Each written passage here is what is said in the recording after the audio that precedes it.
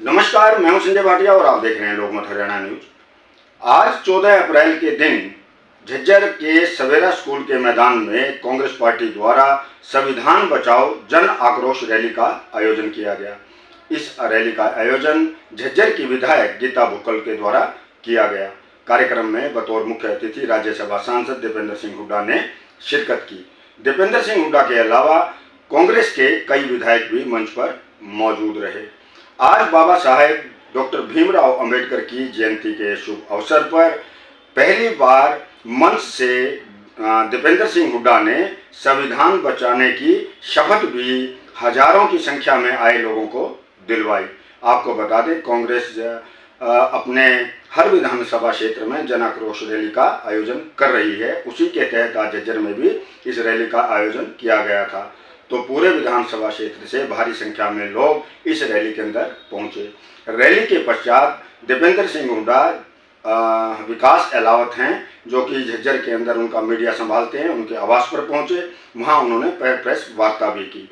तो आइए पहले देखते हैं मंच से दीपेंद्र सिंह हुड्डा किस प्रकार से शपथ दिलवा रहे हैं और गाड़ी में बैठने से पहले दीपेंद्र सिंह हुड्डा पत्रकारों से किस प्रकार से बात कर रहे हैं। वहीं आपको एक और बात बता दूं, दीपेंद्र सिंह हुड्डा की जो खासियत लोग कहते हैं क्या है, दीपेंद्र सिंह हुड्डा की ये खासियत है कि कितने भी वे व्यस्त हैं, और व्यस्त तो वो रहते ही हैं, लेकिन प्रेस का सामना बड़ा मजबूती से करते हैं। यानी कि प्रेस के जितने भी साथी होते हैं, उनके जितने भी प्रश्न होते हैं, उनका बेबाकी से वे उत्तर देते हैं। तो ये बड़ा फर्क है दीपेंद्र सिंह हुड्डा में और अन्य नेताओं में। तो आइए देखते हैं किस प्रकार से शपथ दिलवाई जा रही है और क्या कहा दीपेंद्र सिंह हुड्डा ने।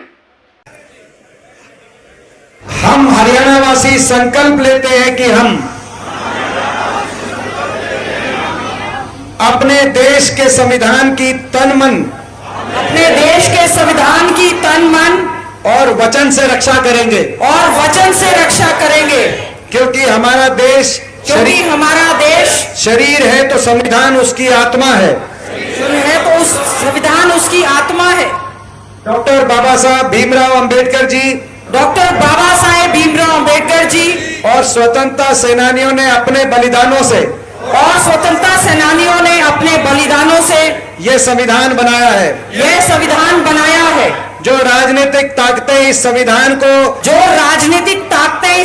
को बदलने या खत्म करने का ऐलान कर रही हैं, उनका जवाब हम अपने वोट से देंगे। हम इस बार अपना वोट संविधान बचाने के लिए समर्पित करेंगे। जय हिंद, जय भीम। मैं अब 10 साल के बाद क्या वो कह रहे हैं उस पर किसी का विश्वास नहीं, क्या किया उसके आधार पे लोग उनका विश्लेषण कर रहे हैं। भाजपा ने 2014 में भी जो अपना मैनिफेस्टो दिया था उसी पे अमल नहीं हुआ, लोग उसी को लेके घूम रहे हैं। इजराइल और जो ईरान का हरियाणा के युवा भी हैं, तो क्या सरकार से अपील करेंगे? भाई उनको वापस सुरक्षित अपने घरों तक पहुंचाया जाए। लगातार कयास लगा रहे हैं, कब तक जारी हो रहा है और वो कह रहे हैं कि ये कांग्रेसी हैं, ये किसानों को कांग्रेसी कहा जा रहा है। देखिए, जो आज पूरे प्रदेश में जो हर वर्ग एक नाराज़गी है सरकार के प्रति, और जिस तरह का हमने देखा कोसली में जब हमारे रोहतक के प्रत्याशी गए, उनका विरोध हुआ। उसके बाद हमने देखा रंजीत चौटाला जी का हुआ, दुष्यंत चौटाला का हुआ, बाकी भाजपा जजपा के नेताओं का, उम्मीदवारों का जो हो रहा है, वो सत्ता पक्ष 5 साल तक बड़ा असंवेदनशीलता से हर वर्ग में एक नाराज़गी है उसके सत्ता पक्ष के घमंड को लेकर। लेकिन मेरा लोगों से अपील है कि ये जो गुस्सा है लोगों का, ये अपने दिलों में रखें और इसका इजहार वोट की चोट से मतदान में बटन दबा के इसका इजहार करें। जो गुस्सा है लोगों के दिलों में, प्रजातंत्र में सभी को अपनी अपनी वोट मांगने का अधिकार है। तो मैं समझता हूँ वो गरिमा हर नागरिक रखे, हर जो है दल के प्रति रखे। मेरा हमेशा से ये आदर्श रहा है। हरियाणा की जो टिकटों के लिए लगातार बैठकें हो रही हैं, कब तक फाइनल होगी? जल्द हो जाएंगे। जो भी प्रत्याशी हैं वो अपना कार्यकाल के बारे में जानकारी दें। उन्होंने कितने काम कराए, कौन सी विकास की परियोजना लाए, क्यों उनका संसद में हाजिरी 10 सांसदों में सबसे कम है, क्यों उनकी सांसद कोटे का खर्चा 10 सांसदों में सबसे कम है, क्यों लोकसभा क्षेत्र में भी उनकी हाजिरी लोगों के बीच में भी मैं समझता हूँ कि केवल 10 सांसद हरियाणा के नहीं, मगर मैं समझता हूँ कि शायद देश में सबसे कम में से शायद इनकी हाजिरी आप समझ सकते हैं। तो वो कहाँ नदारत थे, क्यों काम नहीं करा पाए। यहाँ तक कि लोकसभा में उन्होंने कभी कोई किसी बड़ी विकास की परियोजना के लिए कोई भाषण दिया तो उसका अपना वीडियो वगैरह सार्वजनिक करे, क्योंकि आज के दिन जागरूकता का समय है, हर चीज़ उपलब्ध है।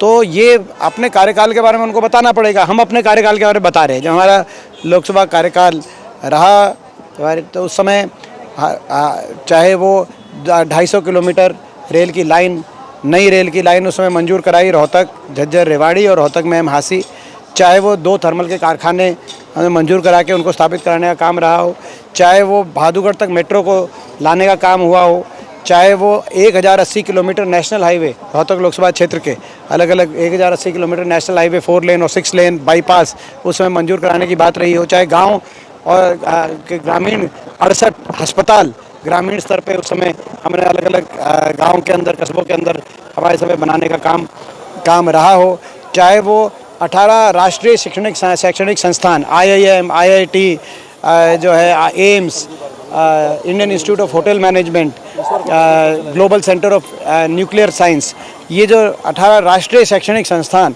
ये मैं समझता हूँ कि रोहतक लोकसभा क्षेत्र के अंदर मंजूर कराने का काम रहा हो, स्टेडियम्स बनवाने का काम रहा हो, नए जो अपना हमारे कई जगह साई के सेंटर्स, कोचिंग सेंटर्स लेके आने का।